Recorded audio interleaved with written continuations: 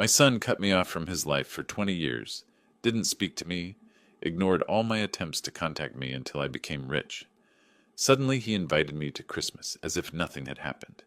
But I had a plan. When I arrived at his house, I smiled and said, "I have a surprise for you."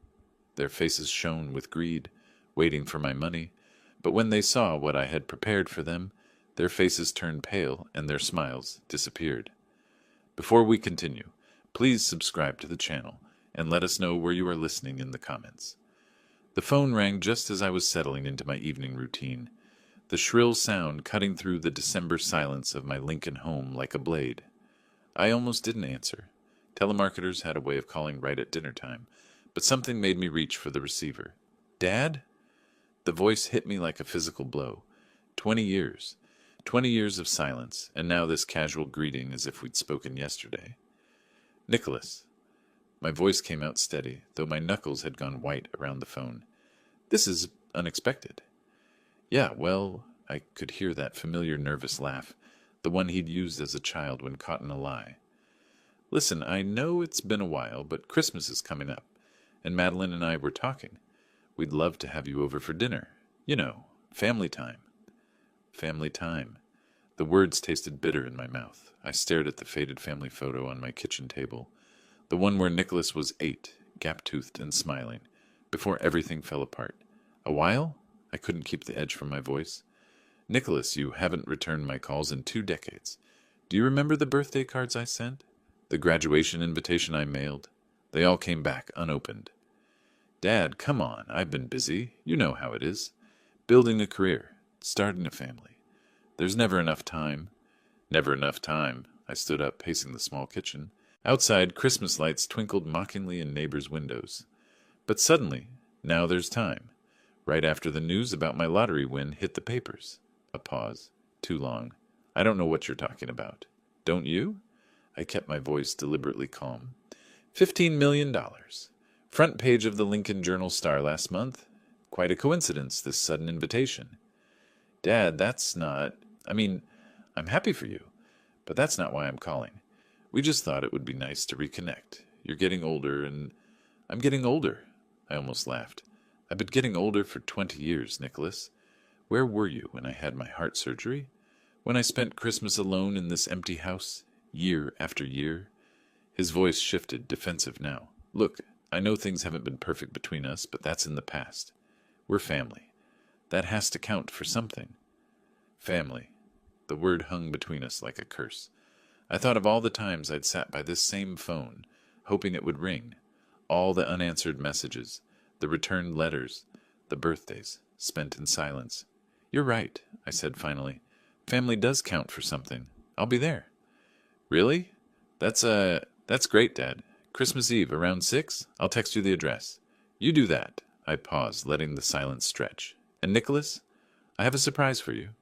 "A surprise?" His voice brightened, and I could practically hear the dollar signs in his tone. "What kind of surprise?" "You'll see." I hung up before he could respond. I set the phone down carefully, my hands trembling just slightly. The kitchen felt different now, charged with possibility. Outside, snow had begun to fall, dusting the quiet streets of Lincoln with white. I stood there for a long moment, staring at nothing, my mind drifting back to the last time I'd seen my son's face. It had been so long ago, but some wounds never truly heal. They just wait, buried under years of resignation and quiet dignity, until the right moment comes to reveal themselves. I walked to the window, watching the snow fall, and remembered how it all began.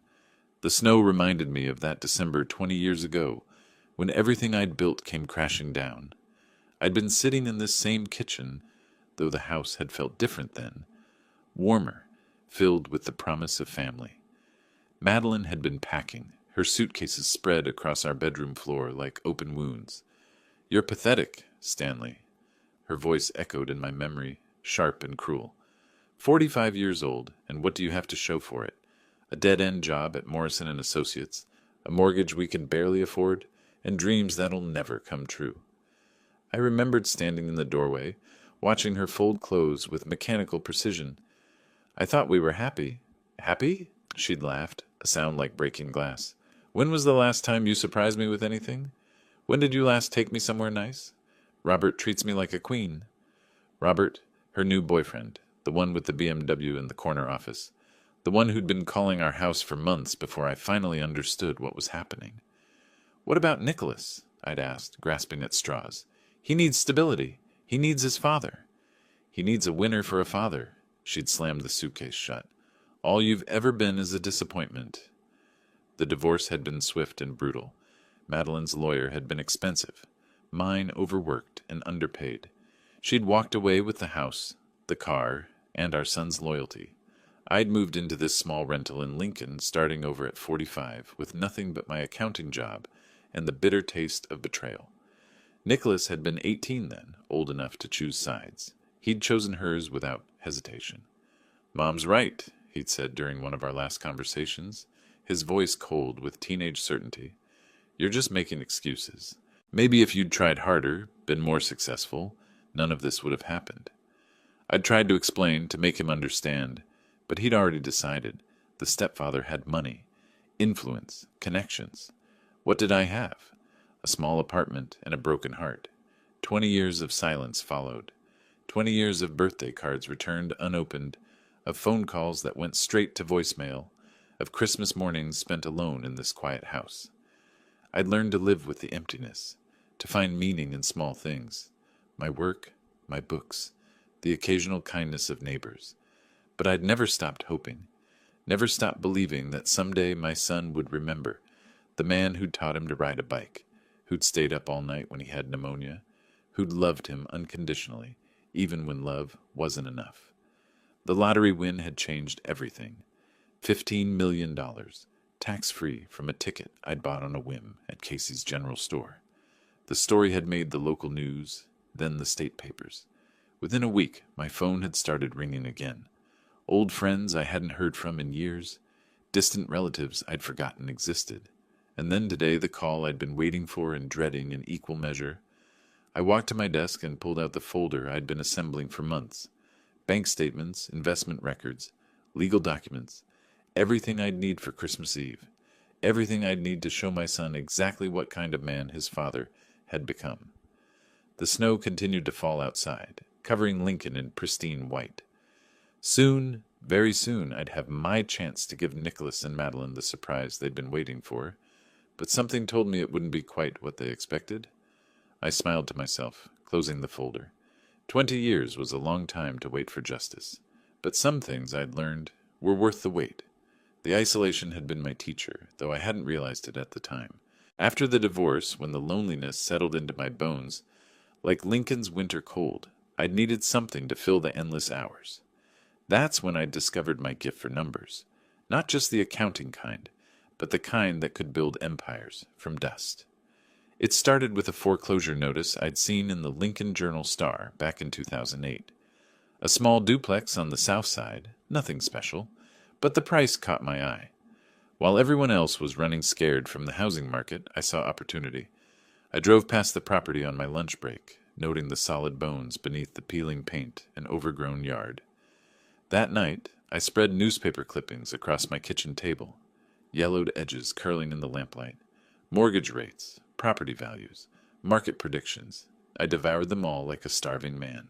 The old wooden chair creaked under my weight as I leaned forward, calculating risks on the back of utility bills. "You sure about this, Mr. Brooks?" The banker had looked at me over his glasses, skeptical. "Real estate's a dangerous game right now." "I'm sure." I'd signed the papers with steady hands, though my heart was pounding. It was every penny I'd saved since the divorce, plus a small loan against my modest retirement account. The duplex became my evening project. I'd drive there after work, tools rattling in my trunk, and spend hours scraping paint, fixing leaks, replacing rotted boards. The physical labor felt good, purposeful. For the first time in years, I was creating something instead of just surviving. 6 months later, I had tenants. Good people, a young couple starting out, grateful for clean walls and working plumbing. The rent covered my mortgage with a small profit left over. I reinvested immediately, buying another property, then another. The Great Recession was my golden opportunity. While others lost fortunes, I built mine quietly, one careful purchase at a time. I learned to read neighborhoods like books, to spot potential where others saw only problems. The midnight calculations became routine, spreadsheets glowing on my computer screen, tracking income and expenses with methodical precision. By 2015, I owned 12 properties across Lincoln. By 2020, 23. I lived in the same small rental, drove the same reliable Honda, wore the same modest clothes. But beneath the surface, I was accumulating power, the kind that came from smart decisions made in patient solitude. The lottery win had been luck, sure, but it landed on a foundation I'd built through discipline and determination. $15 million added to what I'd already earned through sweat and strategy. I was worth more than Nicholas could imagine, more than Madeline would ever believe possible. I glanced at the clock, nearly midnight. The snow had stopped falling, leaving Lincoln wrapped in pristine silence. Tomorrow would bring new challenges, new opportunities to prove that the quiet man they'd dismissed as a failure had become something else entirely. Did Nicholas know the full extent of what I'd accomplished? Did he understand that his father wasn't just lucky but smart? I doubted it. In his mind, I was still the broken man who'd lost everything 20 years ago. But that man was gone, replaced by someone who'd learned to turn loneliness into strength, failure into triumph. The house settled around me with familiar sounds. I had work to do, plans to finalize. Christmas Eve was approaching, and I intended to be ready. Morning came with fresh snow dusting the windows, and I was sipping coffee at my kitchen table when the phone rang again. The sound made me pause, cup halfway to my lips. 2 calls in 2 days, after 2 decades of silence. "Stanley!" Madeline's voice hit me like a cold wind, still that same breathy tone she'd used when she wanted something, though age had roughened the edges. "I hope you don't mind me calling. I got your number from Nicholas." I set my coffee down carefully. "Madeline, how thoughtful of you to reach out. Listen, I know things ended badly between us, but we have a son together. That has to count for something, right? Nicholas is in trouble, Stanley. Real trouble. He needs help, and I thought, well, with your recent good fortune..." I could hear rustling in the background, whispers. Then Nicholas's voice, faint but clear. "Ask for more. Tell him it's urgent." "What kind of trouble?" I kept my voice neutral, though my grip tightened on the receiver. "His business, you know how it is. The startup world is so volatile. He's got investors breathing down his neck, and if he doesn't come up with the money soon..." She let the sentence hang. "I hate to ask, but could you help? For old time's sake?" More whispers. "Say it's for the grandkids' future." "It's for the grandkids' future," Madeline continued, her voice taking on that pleading quality I remembered from our marriage. "You don't want them to suffer because of business problems, do you?"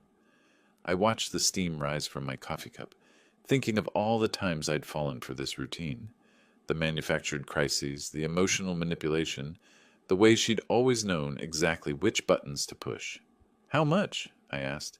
"Well, 200,000 would cover the immediate problems, but if you could stretch to 300..." Another whisper. "Maybe 400, just to be safe." I almost laughed.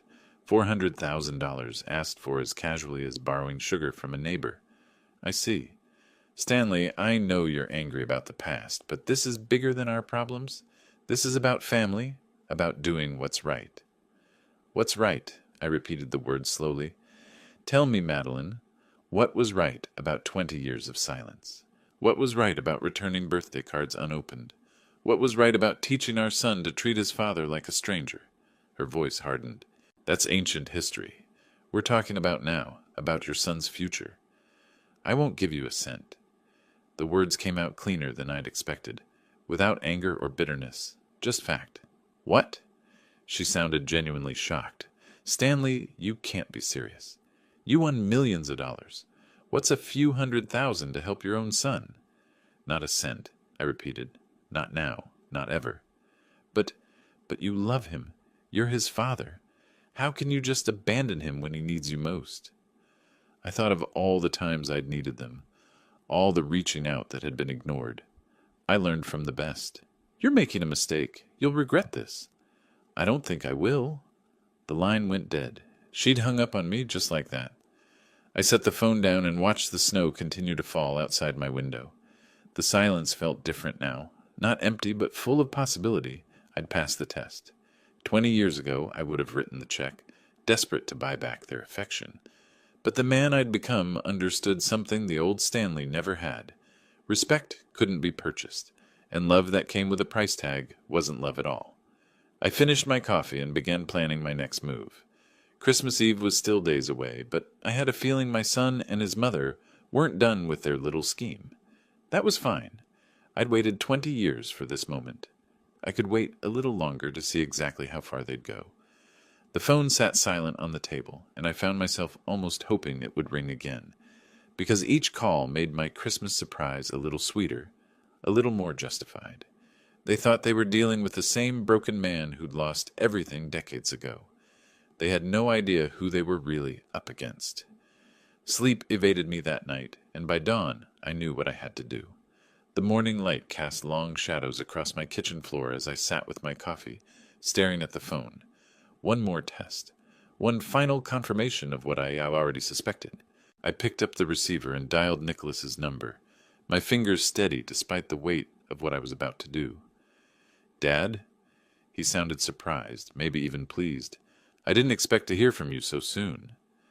"I've been thinking about what your mother said yesterday. About your problems."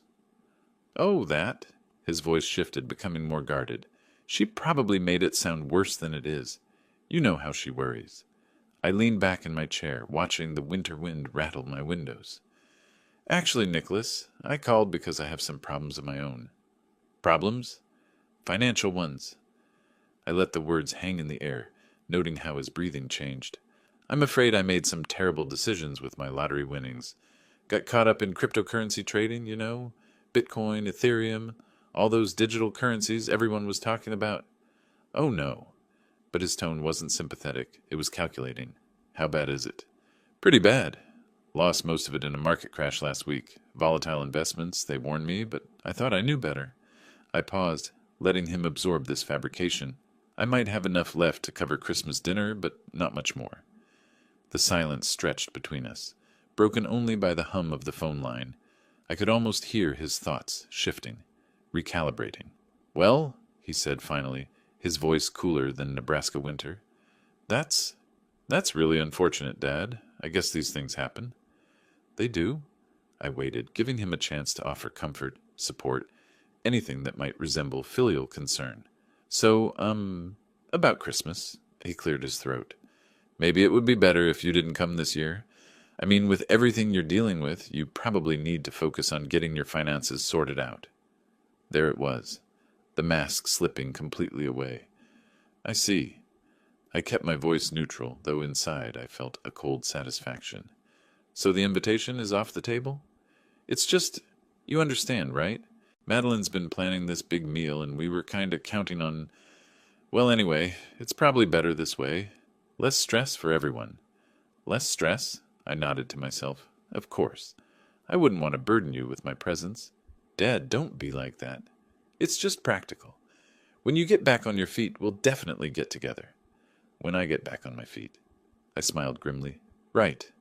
Look, I have to run. Conference call in 5 minutes, but we'll talk soon, okay?" The line went dead before I could respond. I set the phone down and stared out at the snow-covered streets of Lincoln. 20 years of silence, and the moment they thought I was broke again, it was back to radio silence. I'd known it would happen, but having it confirmed so brutally still stung. Not because I was surprised, but because it crystallized everything I'd suspected about their motives. Love with conditions wasn't love at all. It was a business transaction. I walked to the window and pressed my palm against the cold glass. Outside, my neighbors were already starting their day, warming up cars, shoveling driveways.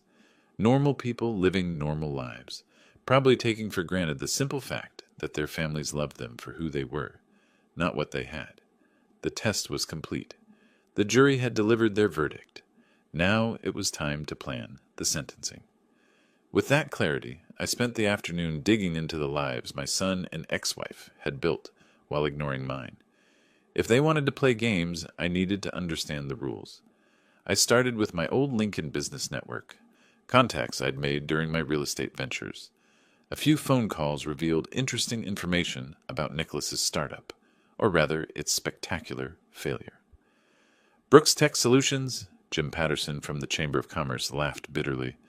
That kid burned through investor money like it was confetti, promised revolutionary software, delivered nothing but excuses and expensive lunches. What happened to the investors? They're not happy. Word is he owes close to $2 million between the venture capital firm and private backers. Some of them are getting lawyers involved.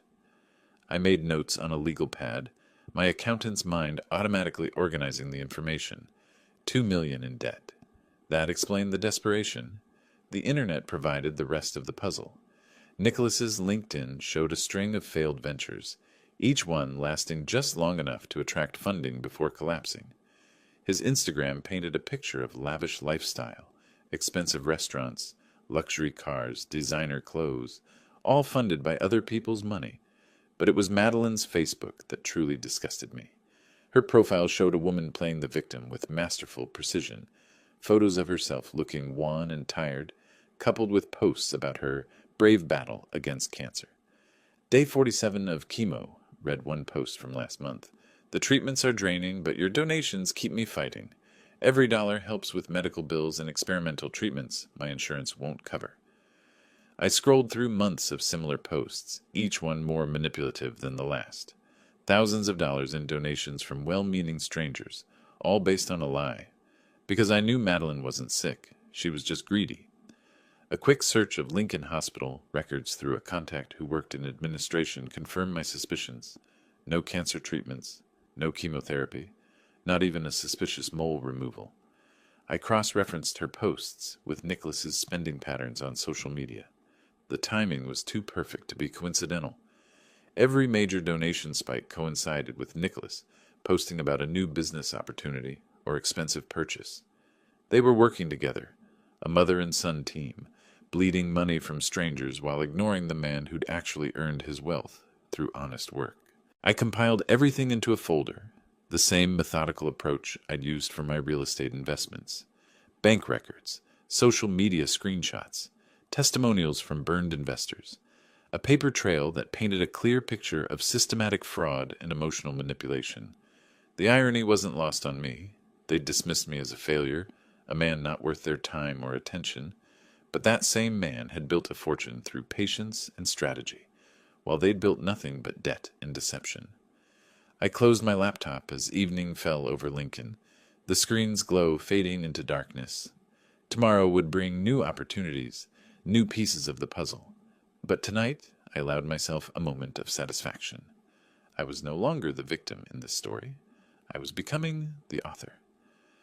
The phone rang again, probably another desperate attempt to squeeze money from their rich father. I let it ring, listening to the sound echo through my quiet house. Let them wonder. Let them worry. Christmas was still days away, and I had work to do. Outside, snow continued to fall, blanketing Lincoln in white. Clean, pure, ready for a fresh start. Dawn brought focus, and I reached for the phone before my morning coffee had finished brewing. The notes from yesterday's research lay spread across my kitchen table like a battle plan. Time to see just how far my son's greed would take him. Nicholas answered on the second ring. "Dad, this is unexpected. Twice in 2 days?" "I have good news," I said, settling into my chair. "Remember those cryptocurrency investments I told you about? The ones that wiped me out?" "Yeah." His voice carried a note of wariness, as if he suspected where this was heading. "Well, I managed to recover most of it. Day trading, you know. Bought the dip and rode it back up. Turned out better than I expected." The silence stretched for exactly 3 seconds. I counted. That's fantastic, Dad. I'm so relieved. I was worried about you." The lie came so easily to him. Not a hint of shame or embarrassment about how quickly he'd dismissed me when he thought I was broke. "So I was thinking," I continued, "maybe Christmas is back on, if the invitation still stands?" Of course it does. Madeline will be thrilled. She's been looking forward to seeing you." Another lie. I could hear the calculations clicking behind his words like an old cash register. "Actually, Dad, speaking of Christmas," his voice shifted, becoming more intimate, more son-like. "I know this is awkward to bring up, but since you mentioned your financial recovery, I was wondering if you might consider helping me with something." I smiled grimly. "Oh, It's this business opportunity. Time sensitive, The kind of deal that could set me up for life, but I need to move quickly. 300,000 would cover my entry stake. 300,000.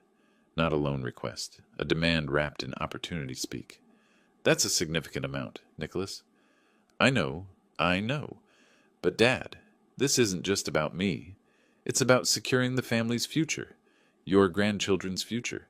And honestly, after everything that's happened between us, I thought this might be a way to, start fresh. The manipulation was breathtaking in its audacity. Family, grandchildren, fresh starts, all the buttons he thought would work on the man I used to be. Tell me more about this opportunity, I said, injecting just enough interest to keep him talking. It's in the tech sector. AI development, actually. Revolutionary stuff. The initial investors are projecting returns of 500% within 18 months. The same pitch he'd probably used on his previous victims. I wondered if he'd even bothered to change the numbers. 500%? That sounds almost too good to be true. I know it sounds crazy, but Dad, that's how these breakthrough technologies work. Remember when Bitcoin was nothing? The people who got in early made fortunes. I let the silence hang between us, as if I were genuinely considering it. In truth, I was marveling at how completely he'd revealed himself. No mention of paying me back. No acknowledgement of the 20 years of silence. Just his hand out, palm up, waiting. I'll need to think about it, I said finally. Of course, but Dad, time really is a factor here. The window closes after Christmas. So if you're going to do this, we'd need to move fast. The urgency was manufactured, of course. Create pressure, eliminate time for second thoughts. Classic con artist tactics. I understand. Let me sleep on it. That's all I can ask. And Dad, thanks for even considering it. It means everything to me. I hung up and sat back in my chair, watching the morning sunlight glint off my notepad. He'd taken the bait completely. No suspicion, no questions about how I'd recovered my losses so quickly. Just pure, undiluted greed. I picked up my pen and wrote a single word. Confirmed. 20 years of silence, and now he wanted $300,000, based on a 5-minute phone call. The audacity was almost admirable in its brazenness. Almost. I glanced at my watch.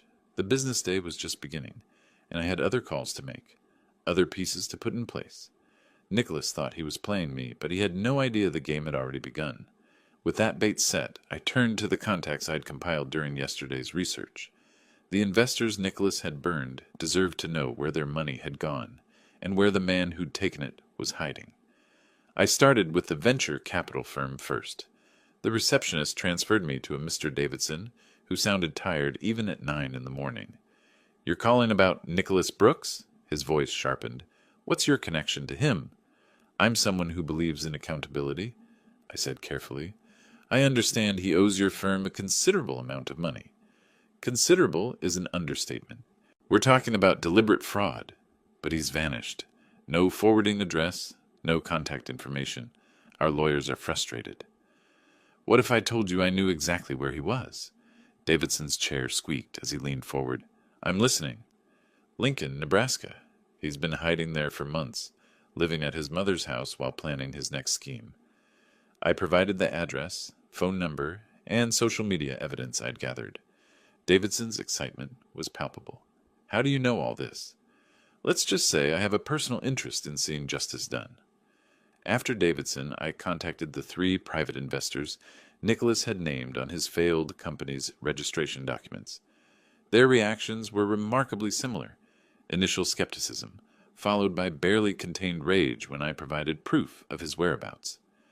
That little weasel, growled Helen Martinez, who'd lost $50,000 in his solar panel startup.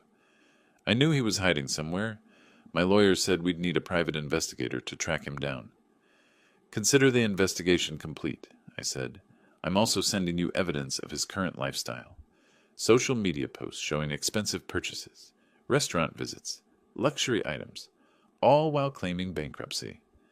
By noon, I'd contacted 7 investors. By 2 o'clock, they were forming a collective lawsuit. By 3, they had a conference call scheduled with their legal teams. I sat back in my home office surrounded by papers and screenshots. listening to my phone ring with updates. Each call brought more satisfaction than the last. "Mr. Anonymous," Davidson said when he called back, "I don't know who you are, but you've given us exactly what we needed. We're filing emergency motions to freeze his accounts and seize any assets we can find. How quickly can you move?" "We're talking days, not weeks. Christmas might be very interesting for Mr. Brooks." I filed away Davidson's business card with the others, creating a neat stack of consequences. For 20 years, Nicholas had lived without facing accountabilities for his actions. That was about to change. The phone rang again. This time it was Helen Martinez. "Our lawyers are coordinating with the others. We're going to hit him from all sides simultaneously. No more hiding. No more games." "I'm glad I could help." "One more thing," she said. "When we find him, and we will find him, I want to thank you properly. You've given us hope when we thought all was lost." I hung up and stared out at the Lincoln streets, where my son thought he was safe, where he thought he could continue his schemes without consequence. The snow had stopped falling, leaving the world crisp and clear, perfect visibility for what was coming next. I opened my laptop and began typing an email to the local news station. If Nicholas wanted to play games with other people's money, perhaps it was time Lincoln knew what kind of neighbor they had. With alliances forming, I drove out the following afternoon to gather the final piece of evidence I needed. St. Elizabeth's Hospital sat on the east side of Lincoln, its brick facade dusted with snow, and I parked in the visitor lot with a sense of purpose I hadn't felt in years.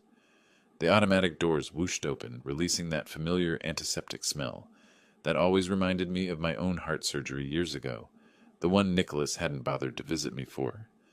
I walked through the lobby, my footsteps echoing on polished floors, past families clutching flowers and worry. I found Janet Morrison in the medical records office, a woman I'd known since my accounting days when I'd handled the books for her late husband's dental practice. She looked up from her computer with surprise. "Stanley Brooks? What brings you here on a day like this?" "Hello, Janet. I need a favor, and I know this is delicate territory." Her expression shifted to wariness. "What kind of favor?" I pulled out a business card from Davidson's firm. "I'm helping with a fraud investigation. There's a woman claiming cancer treatments she never received, collecting donations under false pretenses. Lives are being affected." Janet studied the card, then looked back at me.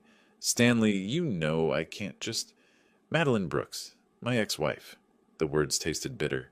"She's been running a scam on social media, claiming chemotherapy treatments that never happened. Good people are sending money they can't afford because they believe she's dying." Something shifted in Janet's eyes. She'd always been a woman who valued honesty above bureaucracy. "This stays between us," she said quietly. 20 minutes later, I sat in my car reviewing the printouts. Clean medical history going back 5 years. Routine checkups, dental cleanings, a minor sinus infection last spring. Not one oncology appointment. No chemotherapy. No cancer diagnosis of any kind. The fluorescent hospital lights cast stark shadows across the papers as I read every detail. Each page confirmed what I'd already known. Madeline's entire cancer story was fabricated.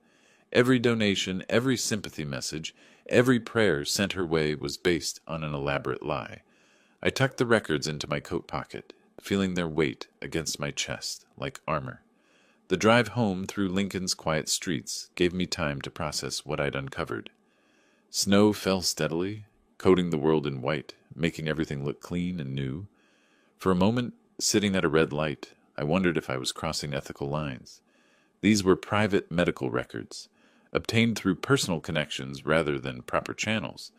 But then I thought of the families sending $20 bills they couldn't spare, believing they were helping a dying woman fight for her life. The light turned green and I drove on. Sometimes justice required getting your hands dirty. Back home, I placed the records in my folder next to the investor information and lawsuit confirmations. 3 separate angles of attack, all carefully orchestrated, all perfectly timed. Nicholas and Madeline had spent 20 years believing they were smarter than everyone around them. Tomorrow would test that theory. I glanced out my kitchen window, where Christmas lights twinkled in neighbors' windows, and allowed myself a smile. The holiday season was about to become very interesting for the Brooks family. The phone rang one more time that evening. I let it go to voicemail, already knowing it would be Nicholas or Madeline with another urgent request or manufactured crisis. But their time for making demands was running out. After tomorrow, they'd be too busy dealing with consequences to bother their poor, forgotten father. I poured myself a cup of coffee and settled in to review my plans one final time. Christmas morning was only hours away. Christmas dawned crisp and clear, and I gathered myself for what would be the most satisfying holiday in 20 years. I dressed carefully, not too formal, not too casual, and drove across town to the address Nicholas had texted me weeks ago. The house sat in a newer development, all vinyl siding and identical landscaping, with Christmas lights strung unevenly across the porch. I could see shapes moving behind the windows, probably Madeline fussing over last-minute preparations, while Nicholas counted imaginary profits from his fictional investment opportunity. I rang the doorbell, arranging my face into what I hoped looked like grandfatherly enthusiasm. "Dad!" Nicholas opened the door with arms spread wide, as if we'd been having weekly dinners for years instead of radio silence. "You made it! Come in, come in!" Madeline appeared behind him, thinner than I remembered, but with that same calculating look in her eyes. "Stanley, oh, it's so wonderful to see you. You look prosperous." I stepped into their warm living room, noting the expensive furniture that didn't quite match, the oversized television, the designer bags carelessly draped over chairs, all purchased with other people's money, no doubt. "Thank you for having me," I said, hanging my coat on their rack. "I brought something special for later. A surprise for both of you." Their eyes lit up immediately. "A surprise?" Madeline clasped her hands together. "How thoughtful." We sat down to dinner at a table that could have fed 12, loaded with dishes that looked impressive but tasted like they'd come from the grocery store deli.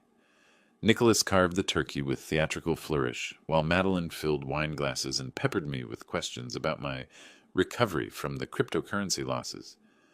"So fortunate that you managed to bounce back," she said, not quite meeting my eyes. "These market fluctuations can be so unpredictable." "Indeed they can," I agreed, cutting my turkey into precise pieces, "but I've learned to be more careful about who I trust with financial advice." Nicholas launched into a detailed explanation of his AI investment opportunity, complete with projected returns and timeline urgency. I nodded along, asking questions that made me sound interested, while watching their faces grow more animated, with each perceived sign of my willingness to invest. The knock came just as Madeline was serving dessert, sharp, authoritative, the kind of knock that meant business. Nicholas frowned, setting down his fork. I wasn't expecting anyone. He walked to the front door, Madeline and I trailing behind. Through the window I could see a man in a dark coat holding an envelope. "Nicholas Brooks?" the man asked when the door opened. "Yes?" "You've been served." He handed over the envelope and turned to leave. Nicholas stared at the papers, his face draining of color as he read. This can't be right." "What is it, honey?" Madeline peered over his shoulder. "It's a lawsuit. Multiple lawsuits. The investors, they found me." His hands shook as he flipped through pages of legal documents. Emergency asset freezes, demands for restitution, criminal fraud allegations. How did they even know where I was? His voice cracked slightly. I maintained my concerned grandfather expression while internally savoring every moment of his panic. "Oh no," Madeline said, reading over his shoulder. "Stanley, this is terrible timing. Right during Christmas dinner. These things have a way of catching up with people," I observed mildly. Nicholas was pacing now, running his hands through his hair. "I need to call my lawyer. No, I need to get out of here. They could freeze everything. The house, the accounts, everything." "How much do they want?" Madeline asked. $2 million, plus damages, plus interest." He looked like he might be sick. Madeline turned to me with that familiar expression I remembered from our marriage, the one that appeared whenever she needed something expensive. "Stanley," she said carefully, "I know this is awkward, but Nicholas is family, our son, and with your recent good fortune, maybe you could help with the legal fees, just until this gets sorted out." She reached for her phone, probably to start calculating exactly how much she thought she could extract from me. I smiled at her, the same patient smile I'd worn for 20 years of manipulation and dismissal. "Actually, Madeline, I think you're going to have bigger problems than legal fees very soon. She looked up from her phone, pausing mid-dial. What do you mean? I know someone who specializes in fraud cases, she said, her voice taking on that determined tone I remembered from our marriage. A Facebook friend, brilliant lawyer, handles these kinds of situations all the time.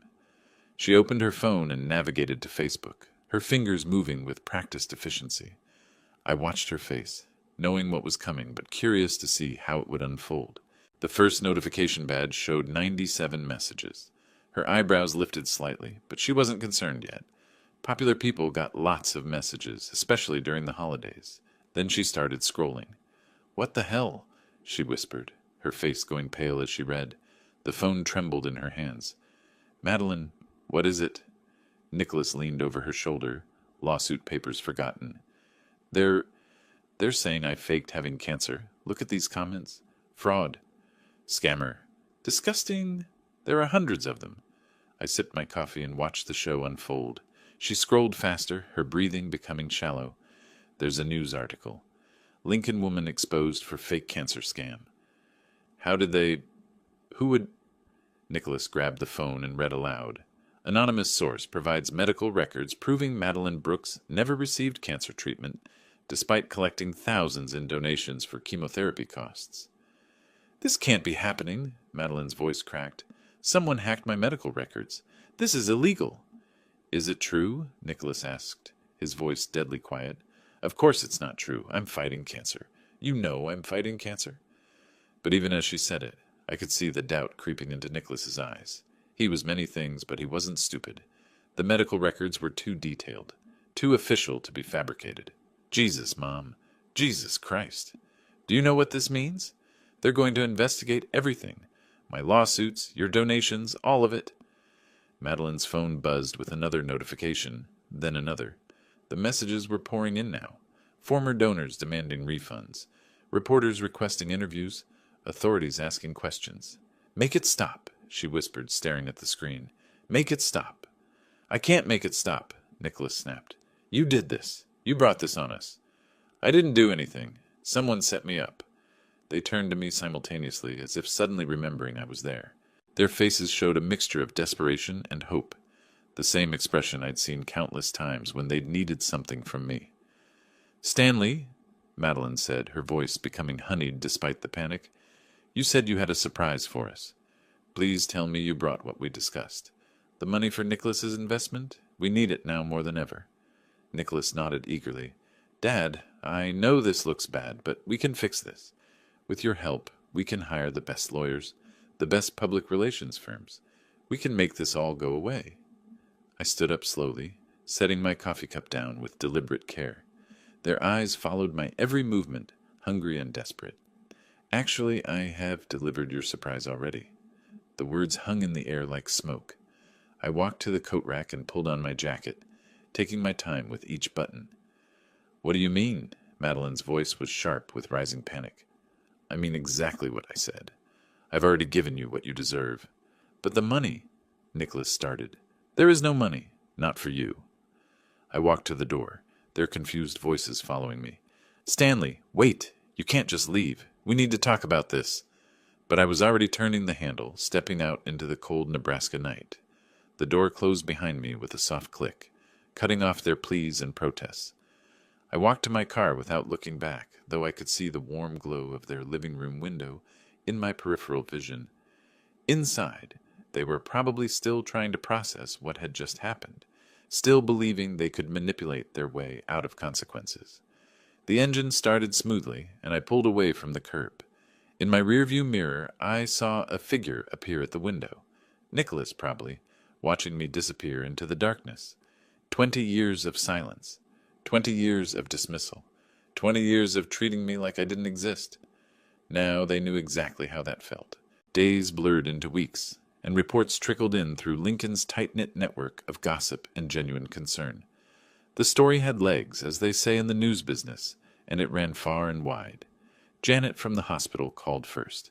Stanley, I hope I did the right thing. The authorities contacted me about those records. Turns out someone had anonymously tipped them off about the fraud. I'm sure you handled it appropriately, I said, stirring sugar into my morning coffee.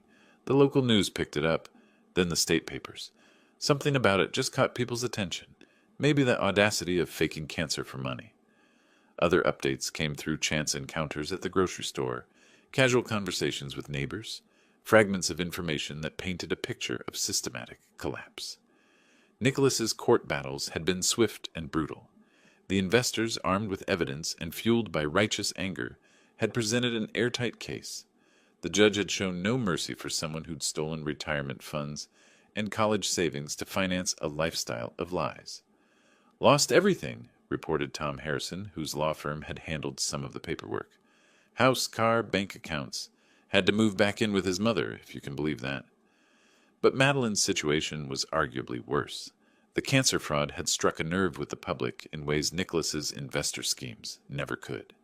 People could understand bad business deals, but faking terminal illness crossed a line that couldn't be uncrossed. Her Facebook page had become a wasteland of angry comments and demands for refunds. The local news had run a follow-up story about how her fake treatments had coincided with promoted miracle cures and unproven supplements, suggesting she'd been profiting from desperate people's hope in multiple ways. "Fraud charges are likely," mentioned Carol from the library, where I'd started volunteering on Tuesday mornings. "The district attorney's office is taking it seriously." But the most satisfying update came from an unexpected source. The mail carrier, a young woman named Sarah, who'd been following the story, stopped by my house with a package and couldn't help sharing what she'd seen. "I delivered a bunch of registered letters to that address yesterday," she said, referring to Nicholas's house. "Legal documents, by the look of them. The woman who answered the door, his mother, I think. She looked like she'd aged 10 years. I thanked her and went inside, feeling something I hadn't experienced in decades: complete peace. The spring that followed was a revelation. I discovered that freedom from resentment was like recovering from a long illness. Suddenly the world had color again. I took my first real vacation in years, driving through the Rocky Mountains, staying in small towns where nobody knew my story. In Colorado, I met a retired teacher named Margaret, who told me about her volunteer work with literacy programs. By the time I returned to Lincoln, I'd signed up to help adults learn to read. It felt good to build something instead of just tearing down. The community center where I volunteered was full of people who'd faced real challenges: job loss, family problems, health issues, and had chosen to move forward instead of backward. Their resilience put my own struggles in perspective. "You seem different," observed Father Martinez from St. Mary's, where I'd started attending again. "Lighter somehow." He was right. The weight I'd carried for 20 years had lifted, leaving room for things I'd forgotten I enjoyed: books, long walks, conversations with people who valued honesty over profit. I still lived in the same modest house, still drove the same reliable Honda, but now these things felt like choices rather than limitations. I had enough money to live anywhere, do anything, but I'd discovered that satisfaction came from different sources than I'd expected. One evening in May, as I was planning a trip to visit the Grand Canyon, my phone rang. The caller ID showed Nicholas's number, but I let it go to voicemail. Later, I listened to his message, a rambling apology mixed with subtle requests for financial help. I deleted it without a second thought. The next morning, I packed my suitcase and loaded my car with maps and travel guides. The Grand Canyon could wait, though. First, I was going to drive through Kansas, where I'd heard about a small town that needed help rebuilding after a tornado. It felt good to have somewhere to go, someone to help. It felt good to be needed for the right reasons. As I pulled out of my driveway, I glanced once at the house where I'd spent so many years waiting for a phone call that never came. Now I understood that I'd been waiting for the wrong thing entirely. The road ahead was empty and full of possibilities. I pressed the accelerator and drove toward whatever came next, leaving the past where it belonged, in the rearview mirror, growing smaller with each mile. If you liked this story, please like this video, subscribe to the channel, and share your impressions of this story in the comments. To listen to the next story, click on the box on the left. Thank you for watching. Thank you for watching. Thank you for watching. Thank you for watching. Thank you for watching. Thank you for watching.